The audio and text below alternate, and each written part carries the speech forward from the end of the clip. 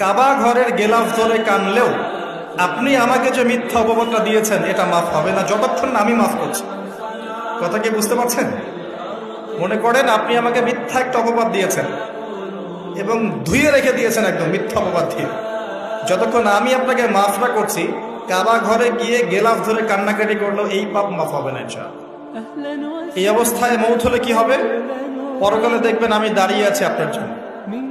আপনার হিসাব হচ্ছে, হিসাব শেষ। আপনি সালাত, সওম, হজ জাকাতের নেকি নিয়ে উঠেছেন, কিন্তু দেখছেন আমি দাঁড়িয়ে আছি, আমার মতো আরো 10 জন দাঁড়িয়ে আছে।